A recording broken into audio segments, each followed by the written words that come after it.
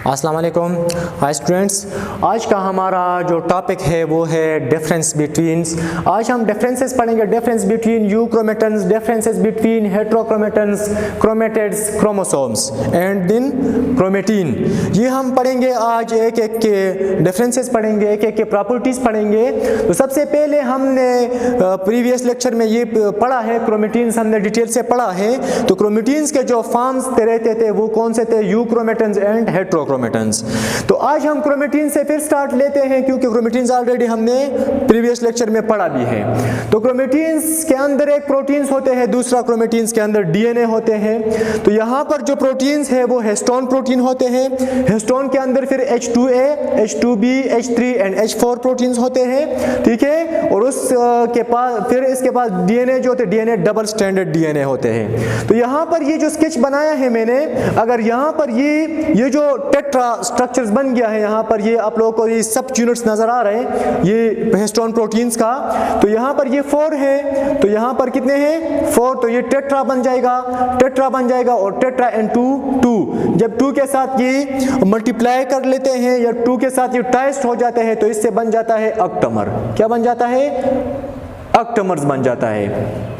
अब ये एक ऑक्टामर है, बॉल लाइक स्ट्रक्चर है। अब यहाँ पर ये जो ऑक्टामर्स बन जाता है तो इससे ये डीएनए का जो स्ट्रैंड होते हैं, ये डीएनए है। क्या है? ये डीएनए है। डीएनए का जो स्ट्रैंड्स होते हैं ये इसके ऊपर रैप्ट हो जाते हैं, इससे रैप्ट हो जाते हैं इस न्यूक्लियोसोम्स, ये जो हिस्टोन प्रोटीन्स है। तो एक स्ट्रक्चर सा बन जाता है, ball like beaded like structure सा बन जाता है ये। और इस स्ट्रक्चर को हम सिंगल स्ट्रक्चर को हम कहते हैं न्यूक्लियोसोम स्ट्रिंग। न्यूक्लियोसोम स्ट्रिंग कहते हैं इसको। तो ये जो न्यूक्लियोसोम स्ट्रिंग है ये कंसिस्ट होते हैं एक तो डीएनए के डबल स्ट्रैंड से और यहाँ पर ऑक्टामर प्रोटीन से। ऑक्टामर प्रोटीन किस चीज का है? हिस्टोन का, ठीक है। तो यहां पर ये जो ऑक्टामर्स है इसके अंदर कितने न्यूक्लियोटाइड है? इसके अंदर 200 न्यूक्लियोटाइड प्रेजेंट होते हैं। 200 न्यूक्लियोटाइड यहां से लेकर यहां तक, इसके अंदर ये जो ऑक्टामर्स बन जाता है इसके अंदर 200 न्यूक्लियोटाइड प्रेजेंस होते हैं। तो यहां पर ये जो हिस्टोन है ये ऐसे एक सेमी कंडेंस अनकंडेंस फॉर्म में आके ये एक स्ट्रक्चर सा बन जाता है। ये जो न्यूक्लियोसोम है ये बहुत सारे रिपीट हो जाता है, बार बार रिपीट हो जाता है और इससे एक स्ट्रक्चर सा बन जाता है जिसको हमने यहाँ पर बनाया है। और उस स्ट्रक्चर्स को फिर हम कहते हैं क्रोमेटीन्स। क्या कहते हैं? क्रोमेटीन्स कहते हैं। यहाँ पर ये एक न्यूक्लियोसोम्स है, ये न्यूक्लियोसोम्स है और ये डीएनए से रैप्ट हुआ है। ये भी न्यूक्लियोसोम्स है, ये भी है, ये भी है, ये सारे न्यूक्लियोसोम्स है और इसके ऊपर डीएनए का जो स्ट्रैंड्स है वो ऐसे रैप्ट हो गया है। तो यहाँ पर इसका ये स्ट्रक्चर जो बन गया है, इस स्ट्रक्चर को हम नाम देते हैं क्रोमेटीन्स। किस चीज का नाम देते हैं? क्रोमेटीन का नाम देते हैं, ठीक है।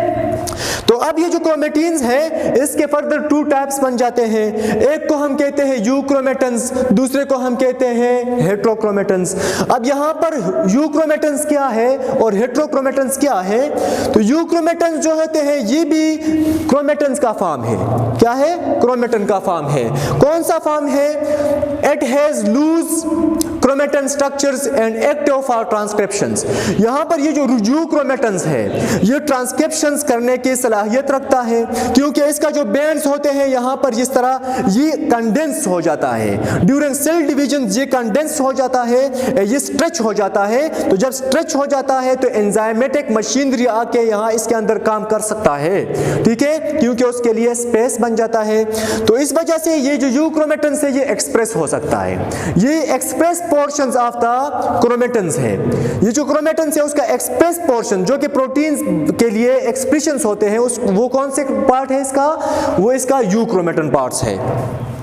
तो it is condense only in cell divisions. ये सेल डिविजन्स के अंदर कंडेंस हो सकते हैं, ठीक है। यूक्रोमेटन जो है तो ये कंडेंस हो के स्ट्रेच बन जाता है, ये स्ट्रेच हो जाता है तो फिर वहां पर ट्रांसक्रिप्शन जो होगा वो भी हो जाता है और ट्रांसलेशंस भी हो जाता है, ठीक है। और इसी तरह ये जो यूक्रोमेटन्स है ये एक्सप्रेस्ड हो के हमारे लिए प्रोटीन्स बना सकते हैं। तो इसके बाद हमने ये भी बनाया है कि तो it is the stretch portion of chromatin, chromatin का स्ट्रेच पोर्शन है। इसका एग्जाम्पल क्या है?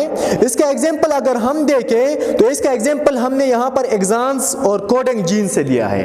जो जीन्स सेंस जीन्स होते हैं जो कि कोड्स कर लेते हैं, जो कि प्रोटीन्स बना लेते हैं, तो उसको हम कोडिंग जीन्स कहते हैं और वो हमारा पास एक्सॉन का पोर्शंस होगा। ठीक है। दूसरा हमारे पास है हेट्रोक्रोमेटन्स।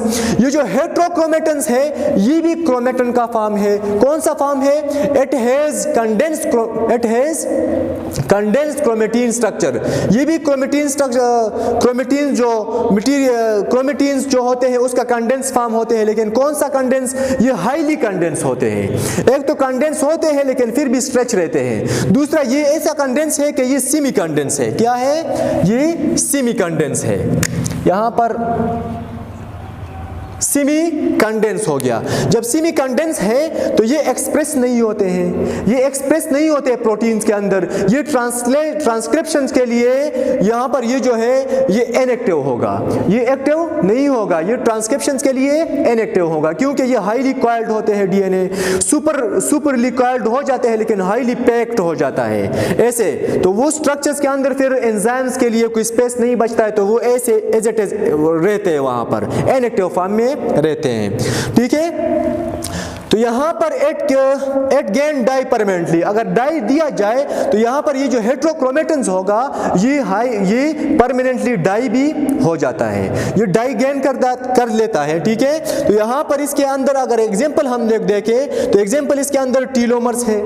हमने पढ़ा है प्रीवियस लेक्चर्स में कि टीलोमर क्या है। ठीक है। टीलोमर्स है, एंट्रॉन का जो पोर्शन है वो भी इसके अंदर है, और सेंट्रोमियर जो है वो भी सुपर काइल्ड होते हैं।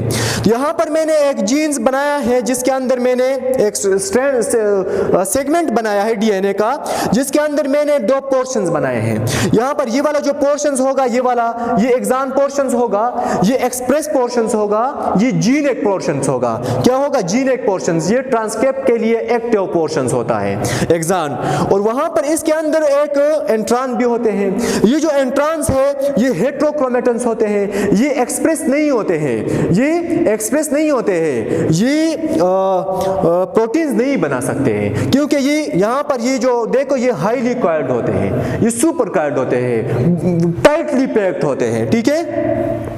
तो इसके बाद हमने यहाँ पर क्रोमेटिन्स भी हो गया, क्रोमोसोम्स रहते हैं। ये जो क्रोमेटिन्स है, क्रोमेटिन्स हम इसको कहते हैं कि ये हमारे पास जो क्रोमेटिन्स है ये अनकंडेंस फॉर्म में होते हैं, अनकंडेंस फॉर्म में होते हैं। ठीक है। अनकंडेंस होते हैं, या इसलिए अनकंडेंस होते हैं कि ये डीएनए जो न्यूक्लियस है वहां उसके अंदर ये इजीली फिट हो जाए।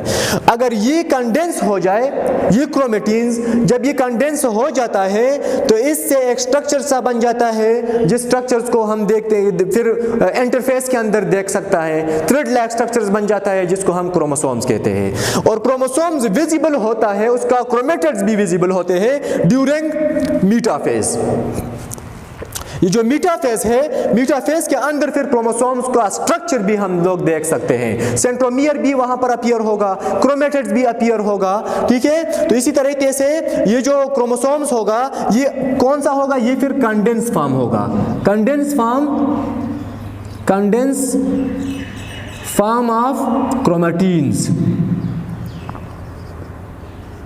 ये जो क्रोमेटिन्स है उसका कंडेंस फॉर्म को हम फिर क्रोमोसोम्स कहते हैं। क्रोमेटिन्स का कंडेंस फॉर्म को हम क्या कहते हैं? क्रोमोसोम्स कहते हैं। तो ये आज हमने डिफरेंसेस पढ़ा है। तो ये इंशाल्लाह इसके बाद हम नेक्स्ट लेक्चर की तरफ जाएंगे।